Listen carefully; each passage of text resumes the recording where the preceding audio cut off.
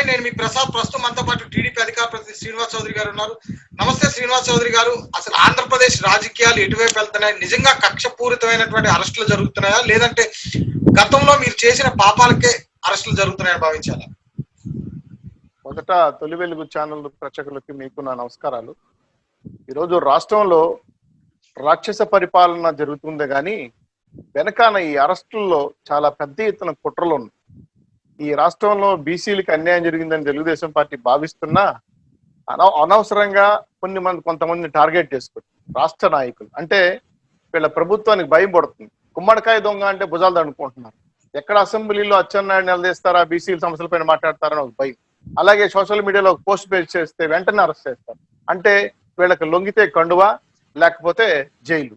ఇటువంటి పరిస్థితుల్లో రాష్ట్ర ప్రభుత్వం కొంతమంది నాయకుల్ని టార్గెట్ చేసి టీడీపీలో ముఖ్య నాయకులను కూడా వైసీపీలో చేర్చుకోవాలని భంగపోతున్నారు. వాస్తవంగా చెప్పాలంటే వైసీపీ నాయకులకి మెజార్టీ లేదా, 151 సీట్లు మెజార్టీ ఇస్తే మీరు స్వతంత్రంగా నిలబడి పార్టీని పరిపాలించి రాష్ట్రాన్ని పరిపాలించి రాష్ట్ర సమస్యలపైన కష్టపడి పనిచేయండి అంటే పోలవరంలో ఒక ఇటుకరాయి పెట్టలా, అమరావతిలో ఒక ఇటుకరాయి పెట్టలా, రాష్ట్రానికి ఇప్పటి వరకు 50,000 కోట్ల రూపాయలు పన్నులు వేశారు, 87,000 కోట్ల అప్పులు చేశారు.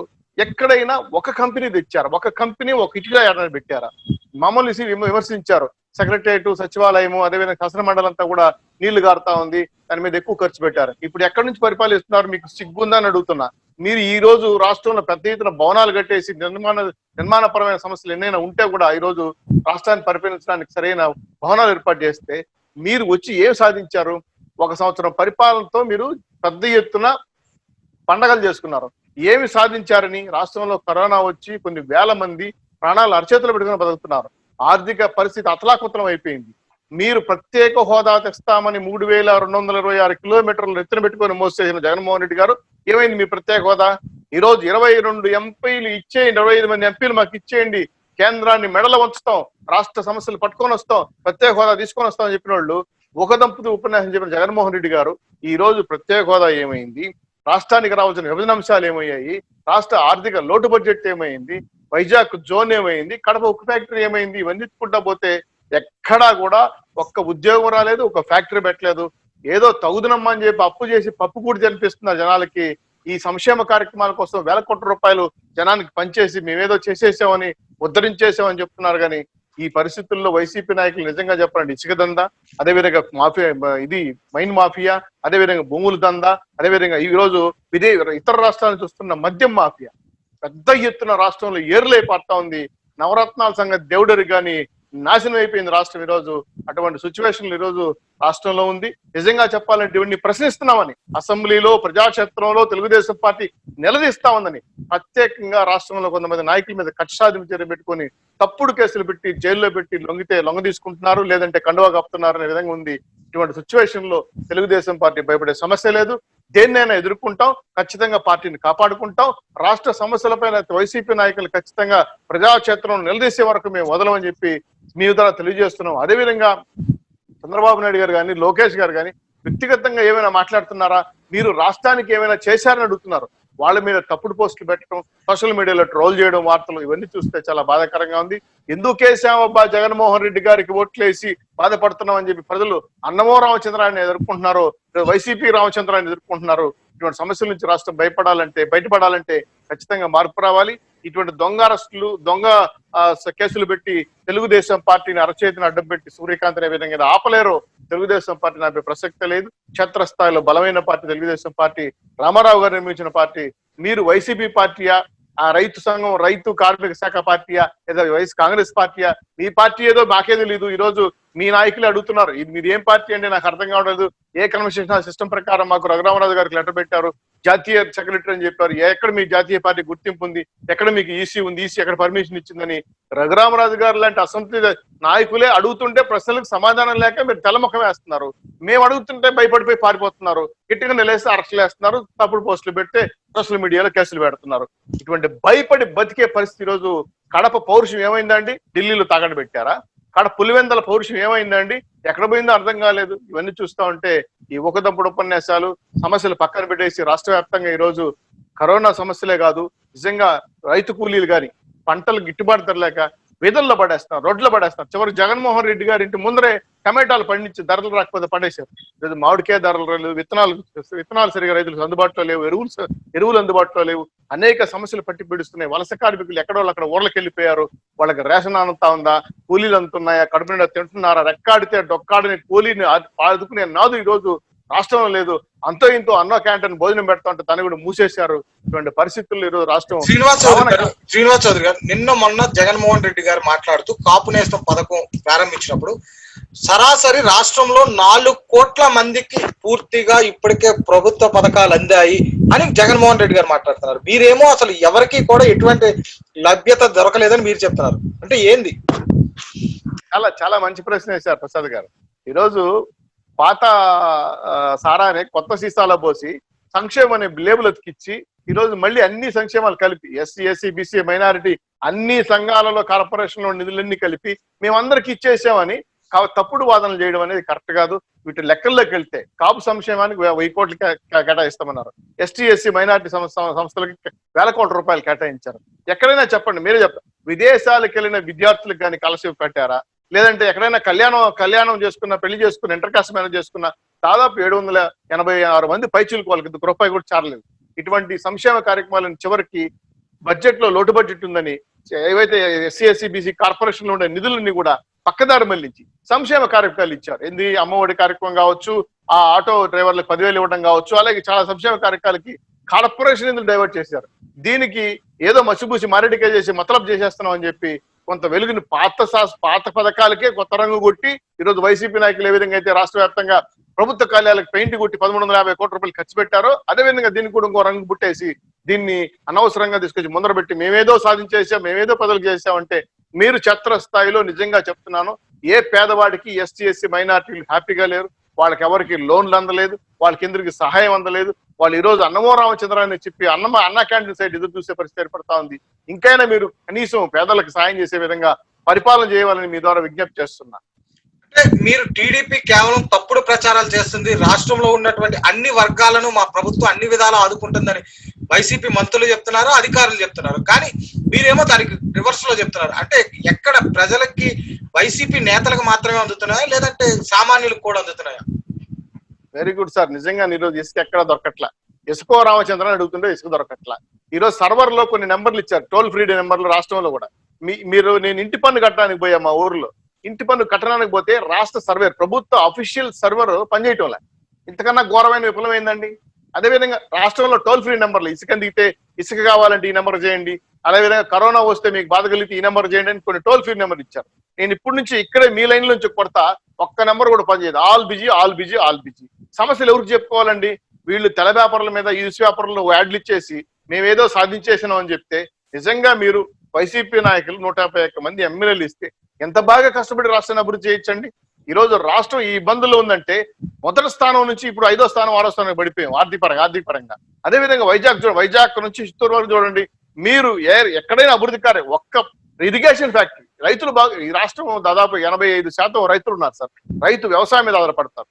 ఇరిగేషన్ ఫ్యాక్టరీలు ఎక్కడ, ఇరిగేషన్ ప్రాజెక్ట్ ఎక్కడైనా స్టార్ట్ చేశారా? పోలవరం కాడ నుంచి గంద్రినివా, గాలేనగిరి, సుజలాచవంతి, అదేవిధంగా పోతిరెడ్డి హెడ్ రెగ్యులేటర్ 2వ లైన్ కానీ ఏ నీటిపారుదల శాఖకు సంబంధించిన సబ్జెక్ట్ ఏది కూడా సాల్వ్ చేయకుండా మీరు సొంత ఫ్యాక్టరీకి అదేదో భారతీయ సిమెంట్ సంబంధించిన దానికి నీళ్లు, మీ ఫ్యాక్టరీకి కావాలి నీళ్లు మళ్ళించుకుంటారు. అదేవిధంగా దానికి ప్రత్యేక అనుమతులు ఇస్తారు గుంటూరు దగ్గర ఉన్న ఫ్యాక్టరీకి. ఇవన్నీ ప్రజల్లో పేపర్లో వచ్చినాయి. మీ సొంత ఫ్యాక్టరీలకి, మీ సొంత వ్యాపారులకు ఉన్నంత గుర్తింపు ప్రజల కష్టాలకు మీరు ఇవ్వకపోవడం అనేది బాధాకరం.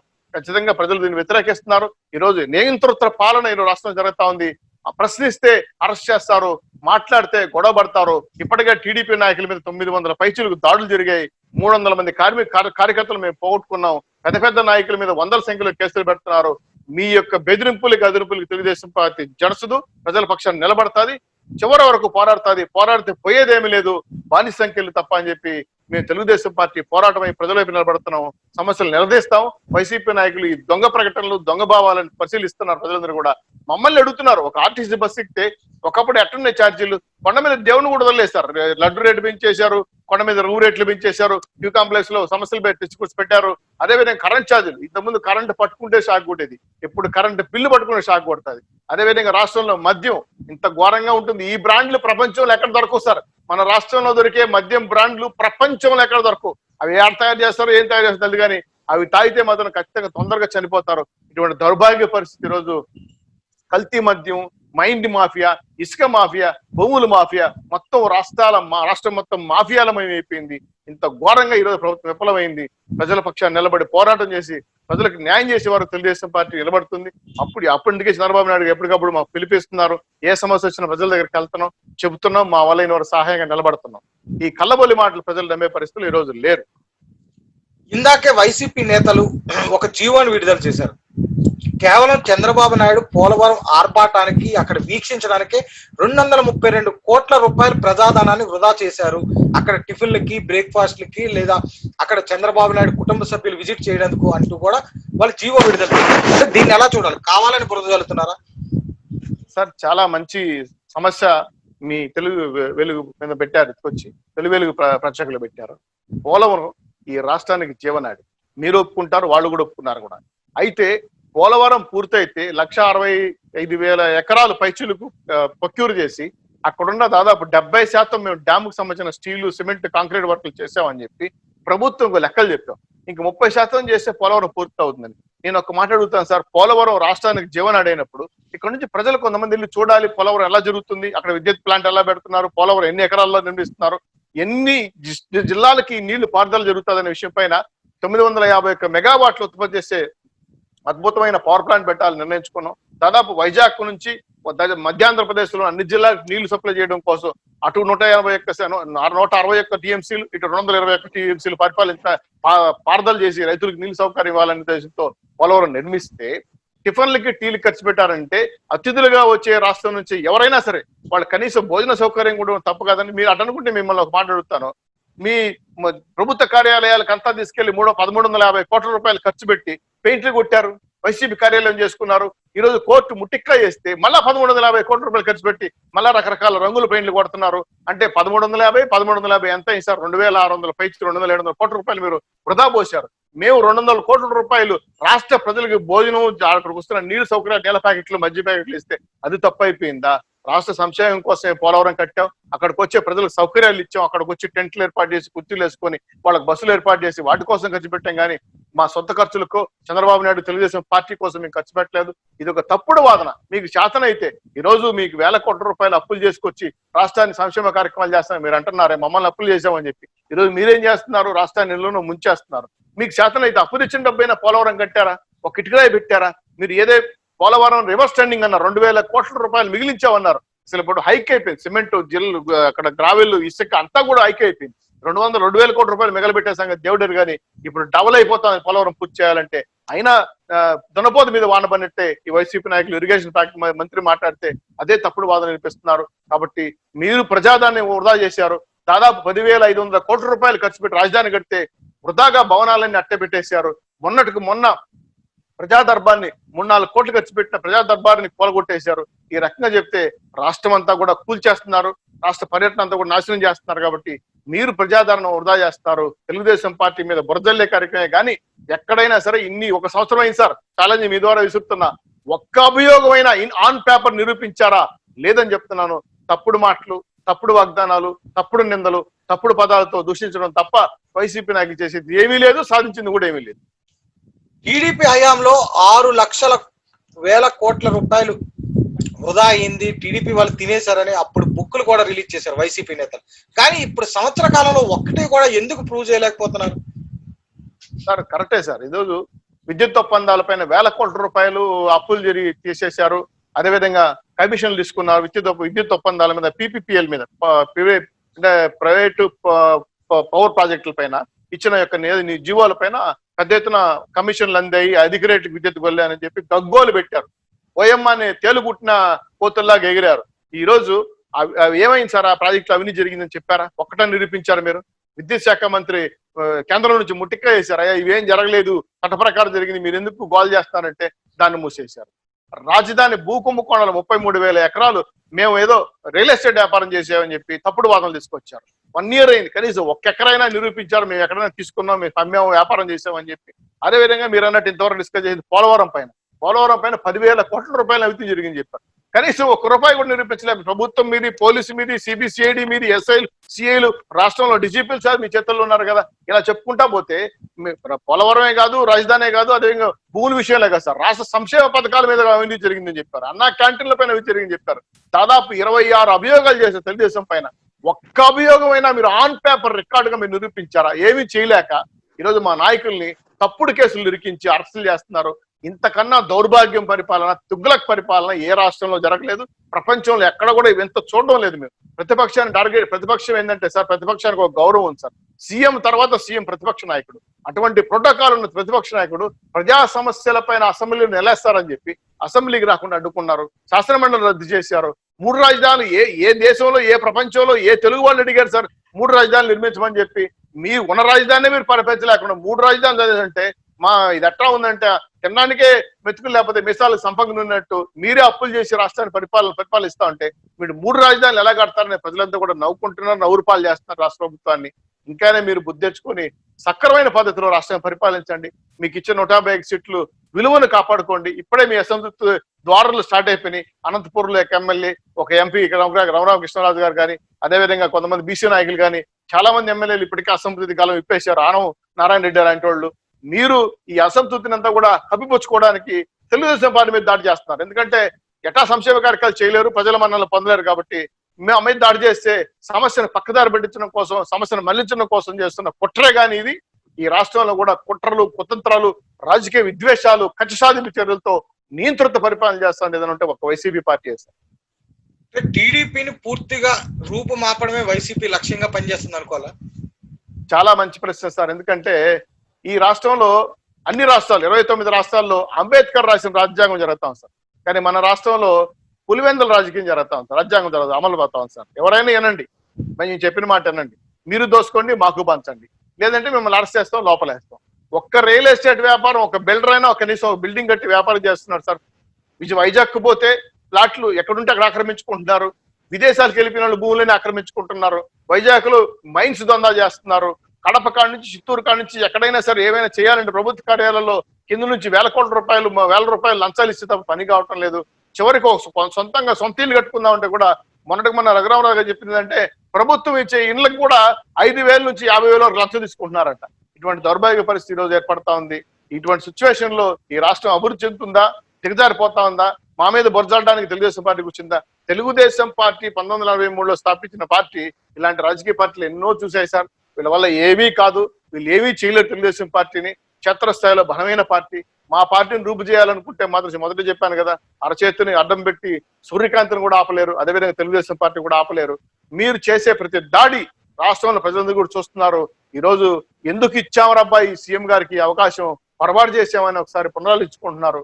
ఇంకానే మీరు ఆ తప్పును తెలుసుకొని పరిపాలన సవ్యంగా సాగే విధంగా ఈరోజు మీరు రాష్ట్రంలో ఉన్నటువంటి కరోనా సమస్య ఎత్తుకుంటే బాధ కలుగుతుంది. మీరు మీ ఛానల్లో చాలా విషయాలు ప్రజలకు తెలియజేస్తున్నారు. మీకు నిజంగానే అభినందన తెలియజేయాలి.